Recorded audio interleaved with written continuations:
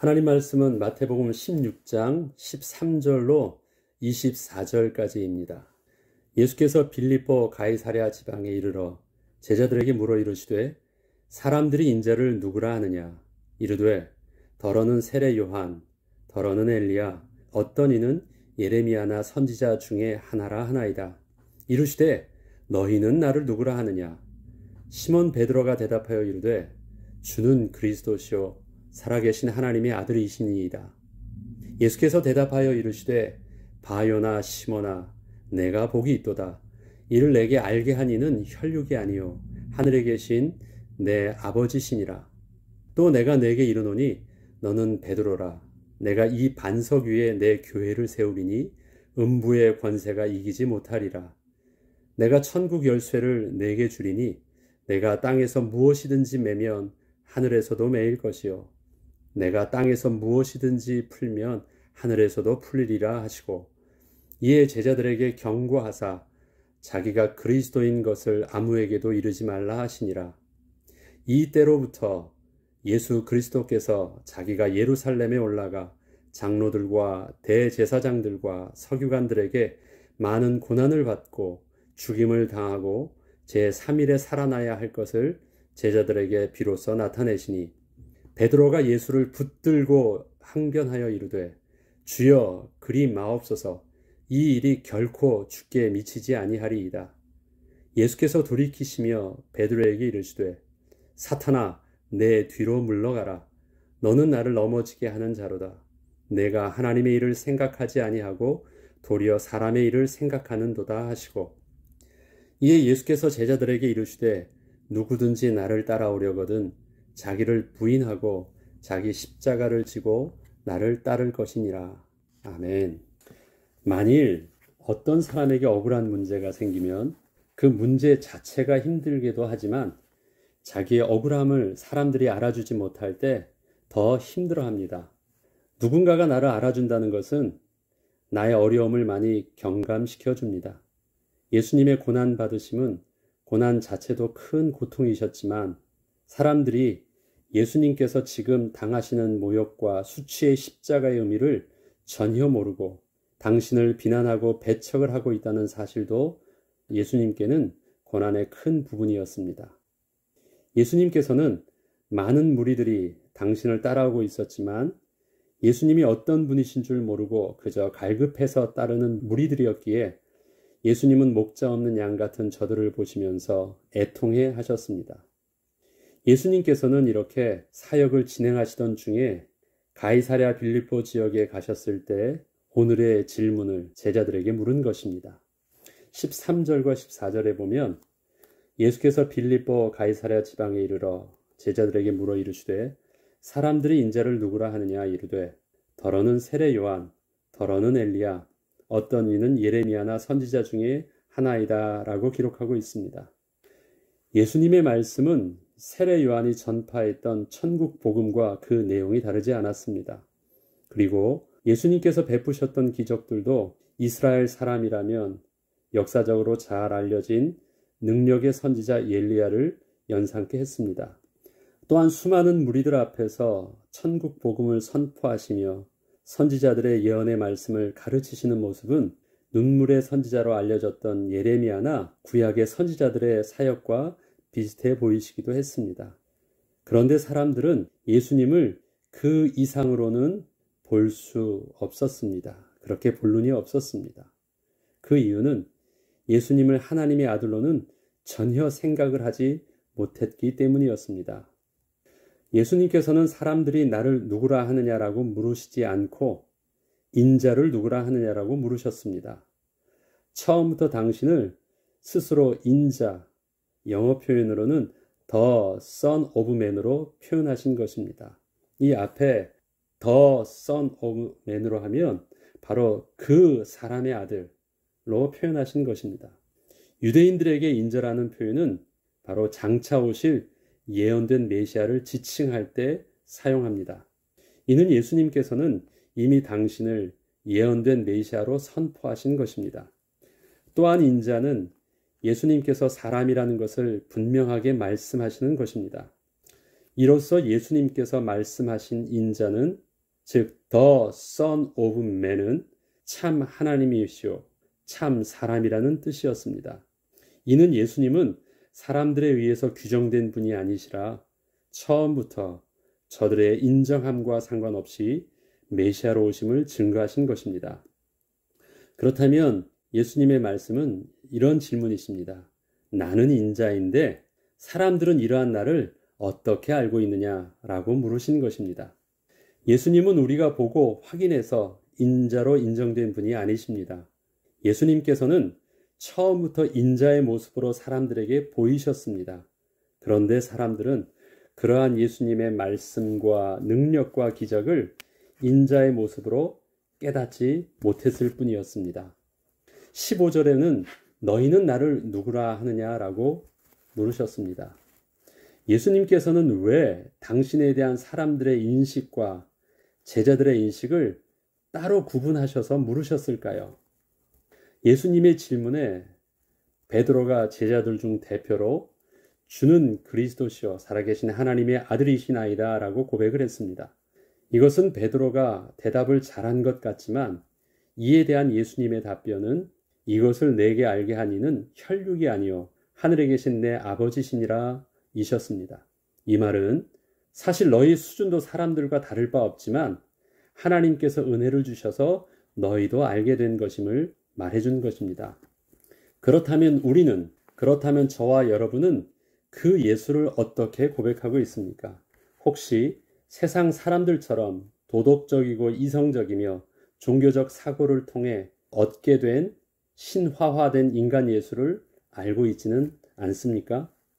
예수에 관한 세상 사람들의 생각은 어떻게 사람이 처녀의 몸에서 태어날 수 있으며 또한 물 위를 걸을 수 있고 어떻게 죽은 자를 살릴 수 있으며 어떻게 사람이 죽었다가 다시 살아날 수 있을까 반문하며 그것은 인간적인 상식을 벗어난 일이기에 그저 사람을 신격화한 이야기 정도로 예수님에 대해서 받아들입니다. 세상은 예수 그리스도에 대한 신앙을 역사적인 예수, 신앙적인 그리스도로 구분하여 설명하고 받아들이려 합니다. 저와 여러분은 예수 그리스도 이것을 하나의 단어로 하나의 언어로 고백합니다. 그런데 사람들은 교묘하게 이것을 역사적인 예수와 신앙적인 그리스도라는 아주 그럴듯한 말로 분리해서 설명하고 또 이해하고 그렇게 생각하려고 합니다. 이 말은 이런 내용입니다. 먼저 예수는 분명 역사적으로 2000년 전에 사셨던 훌륭한 선지자요 스승이셨다라는 것입니다. 2000년 전에 분명히 그분은 존재하셨다라는 거예요. 그러나 그 예수는 그때 그렇게 한 시대를 영향력 있게 살다 죽은 것이고 그리스도가 부활했다라는 것은 그 예수의 인격과 가르침이 그 제자들을 통해서 다음 세대에도 전하여져서 여전히 그 가르침을 마음에 받아들이는 자들을 통하여 예수님 시대와 동일한 회개와 변화의 역사가 일어나고 있다는 것으로 설명하며 지금도 우리와 전 인격적으로 함께 하심을 고백하는 그리스도인들의 믿음을 단지 그리스도의 사상을 믿는 신앙으로 바꾸려 하고 있습니다. 이해하시겠습니까? 가르침을 동일하게 받으면 그 가르침에 어떤 동일한 감화와 역사가 일어나잖아요. 그래서 예수님이 부활하신 것이 아니라 그 예수님의 그 가르침과 그 사상을 받아들이는 자를 통해서 동일하게 영향력 있게 나타나신다는 것입니다. 그러나 하나님의 은혜로 구원 얻는 믿음을 선물로 받은 저와 여러분은 예수님을 2000년 전에 십자가에서 죽으시고 부활하사 지금도 살아계신 하나님의 아들이심을 믿으며 그 예수를 나의 구주로 시인하고 영접함으로 지금도 우리와 성령으로 함께 하심을 믿습니다. 사상으로 계신 것이 아니라 가르침으로 우리 마음속에 품어진 것이 아니라 전인격적인 살아계신 그 예수님이 성령으로 우리와 실질적으로 함께 계심을 믿는 것입니다. 그래서 우리는 역사적인 예수와 신앙적인 그리스도가 아니라 지금도 살아 성령으로 역사하시는 예수 그리스도를 우리의 주인으로 모시고 있음을 고백합니다. 다음 18절입니다. 또 내가 네게 이르노니 너는 베드로라. 내가 이 반석 위에 내 교회를 세우리니 음부의 권세가 이기지 못하리라. 예수님께서는 베드로가 했던 그 믿음의 고백 위에 주님이 주인 되신 교회를 세우시겠다고 말씀하십니다. 믿음의 고백을 하나님께서 하게 하시고 그 고백을 한 믿음 위에 친히 자신의 교회를 세우시겠다고 하신 것입니다. 결국 교회는 하나님께서 친히 세우시겠다는 것입니다. 그렇습니다. 교회는 사람들의 수준 위에 세워지거나 사람들의 열심 위에 세워지는 것이 결코 아닙니다. 다음은 21절에 이때로부터 예수 그리스도께서 자기가 예루살렘에 올라가 장로들과 대제사장들과 서기관들에게 많은 고난을 받고 죽임을 당하고 제3일에 살아나야 할 것을 제자들에게 비로소 나타내시니 라고 기록하고 있습니다. 베드로의 주는 그리스도시여 살아계신 하나님의 아들이시니이다 라는 이 고백은 하나님께서 성령의 감동으로 베드로를 통하여 고백해 하신 것이었지만 제자들을 통하여 그리스도라는 고백이 실질적으로 드러났을 때 예수님께서는 그리스도의 사역이 어떠한 모습으로 진행될 것인지를 본격적으로 말씀하시기 시작하셨습니다. 그것은 고난당하고 십자가에 죽임당하실 모습이셨습니다.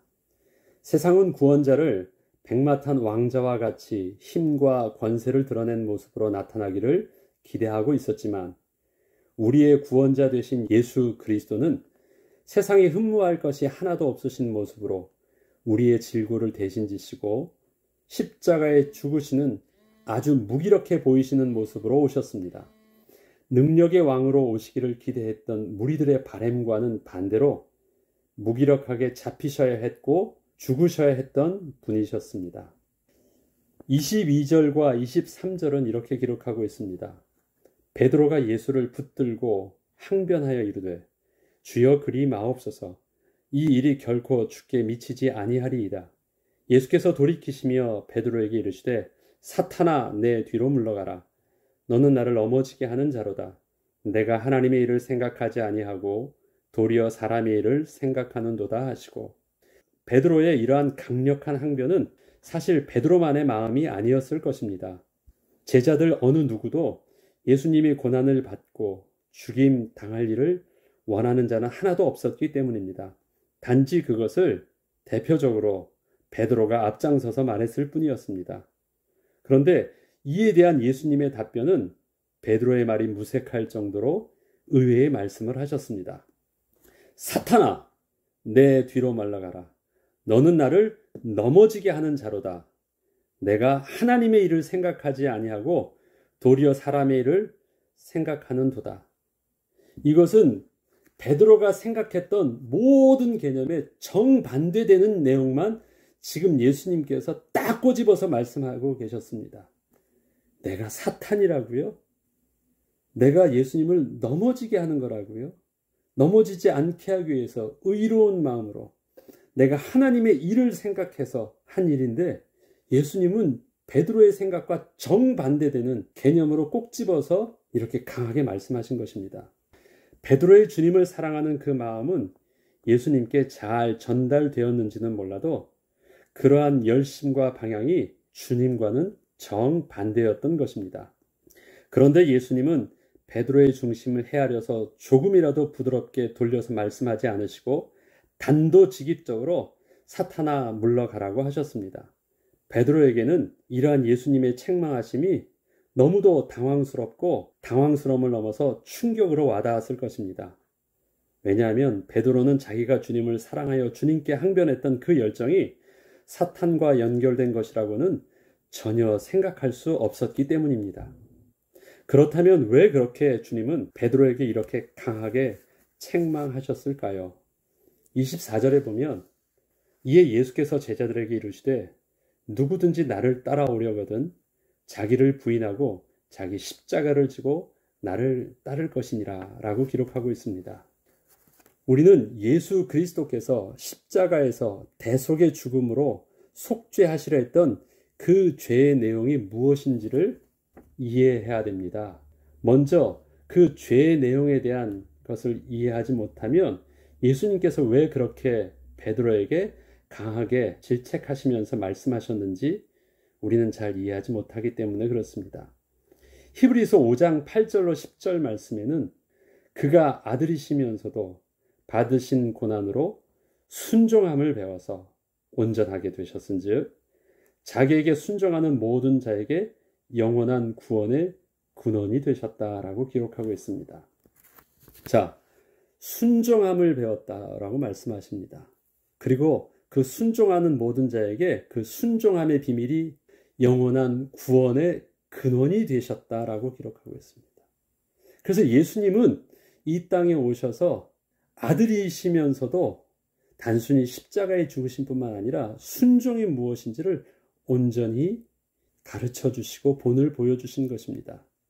그렇다면 인간의 죄가 어떠한 것인지 제가 좀 더 구체적으로 말씀드리면, 인간이 하나님을 떠나 죄로 오염된 부패한 백성이 된 것은 인간이 하나님의 왕 되심을 거부하고 하나님의 말씀을 불순종함으로 스스로 왕이 되려 했기 때문입니다.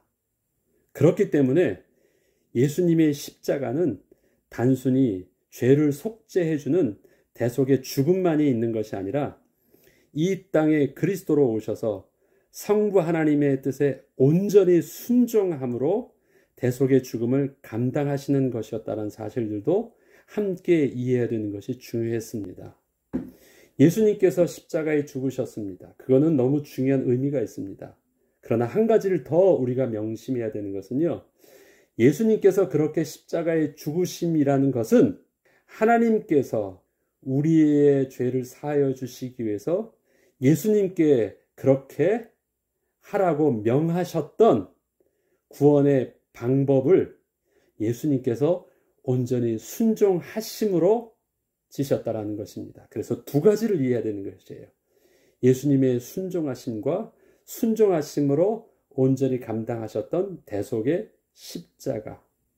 이것을 이해하면 왜 예수님께서 사탄아 물러가라, 내가 나를 넘어지게 하는 자로다, 네가 하나님의 일을 알지 못하고 사람의 일을 하려구나. 거기서 지금 예수님의 중심은 어디 있어요? 십자가에 있어요? 하나님의 말씀에 순종함에 있어요? 순종함에 있잖아요. 베드로는 십자가의 죽음 자체를 맡고 있지만 예수님은 그 십자가의 죽음이 하나님의 뜻이었다라는 것을 알고 그 뜻대로 순종해야 되는 것이 온전함을 이루고 그것이 구원의 근원 된다라는 사실들을 우리에게 본으로 보여주시기 위해서 지금 이렇게 순종하시는 것이었기 때문에 베드로에게 또 제자들에게 그것을 인식시켜 주신 것이었습니다. 그렇다면 우리의 십자가는 무엇일까요? 첫 번째로 생각해야 할 것이 자기를 부인하고입니다. 내 생각과 내 열심으로 하는 것이 아니라 또 하나님이 원하는 대로, 또 하나님께서 행하시는 대로, 이끄시는 대로 우리가 그대로 순종하는 것입니다. 그리고 다음으로 자기 십자가를 지라 하십니다. 십자가를 진다는 것은 그렇게 순종하는 길이 고통스러울 수 있다는 것을 의미합니다. 그러나 예수님처럼 주님께 전권을 맡기고 주님께 원하시는 그 길을 순종함으로 감당하는 것이 바로 그리스도의 제자가 되는 길임을 예수님께서는 분명하게 말씀해 주신 것입니다. 결론으로 우리가 다시 한 번 더 정리해 보겠습니다. 오늘의 본문은 예수님의 순환 예고의 첫 번째 부분입니다. 예수님께서는 당신의 이 고난받으실 부분에 대해서 여러 차례 제자들에게 말씀해 주셨습니다. 제자들이 예수님의 이 순환의 예고를 들었을 때 그것을 의미 있게 받아들이지 못했었지만 예수님은 여러 차례에 걸쳐서 진지하게 말씀하셨습니다. 그 예수님의 첫 번째 말씀이 오늘 읽었던 본문이 바로 첫 번째로 하셨던 내용입니다. 제자들에게 예수님의 순환을 본격적으로 알리기 시작하셨을 때는 바로 제자들이 예수를 그리스도로 고백할 때였습니다. 그렇지만 예수를 주와 그리스도로 고백했어도 아직 그리스도의 사역에 대해서 저들은 온전히 깨닫지는 못했습니다. 예수 그리스도의 사역에 대한 온전한 이해는 성부 하나님의 뜻에 온전히 순종하셔서 십자가에서의 대속의 죽음을 감당하신 그 예수 그리스도를 믿음으로 고백할 때 이루어집니다. 이러한 대속의 십자가를 이해하지 못한다면 그리스도의 십자가는 우리에게 부끄러운 것이 될 것입니다. 우리는 사순절 기간 동안 예수 그리스도를 깊이 묵상하는 과정에서 그리스도의 부활의 영광과 더불어 그리스도의 십자가의 고난도 함께 깊이 깨닫는 시간 될 수 있도록 우리는 하나님께 은혜를 구하며 또 하나님의 지혜를 구해야 되겠습니다. 명심해야 됩니다. 오늘 우리에게 또 묵상하게 하셨던 예수 그리스도의 온전한 순종하심과 그 순종하심대로 감당하셔야 됐던 대속의 십자가에서의 죽음, 그것을 우리가 온전히 이해할 때 그리스도의 십자가는 저와 여러분이 온전히 자기 십자가로 지어야 될 예수 그리스도의 영광과 더불어 예수 그리스도의 고난도 함께 받을 수 있는 그 은혜의 비밀이 될 것입니다. 기도하겠습니다. 거룩하신 하나님 아버지, 그가 아들이시라도 받으신 고난으로 순종함을 배워서 온전하게 되셨은즉 자기에게 순종하는 모든 자에게 영원한 구원의 근원이 되어주시는 본을 예수님은 친히 순종하심으로 우리에게 보여주셨고 구원을 이루어 주셨습니다. 하나님, 우리도 예수 그리스도의 제자가 되어 온전한 그리스도의 순종함을 배우게 하시고 그 순종함을 통하여 자기를 부인하고 자기 십자가를 지고 우리 또한 예수님을 따르며 하나님 앞에 설 수 있는 거룩한 은혜의 백성으로 이 땅에 주님께서 허락하시는 삶을 살 동안 온전히 삶으로 감당하게 하여 주옵소서. 감사드리며 우리 주 예수 그리스도 이름으로 기도합니다. 아멘.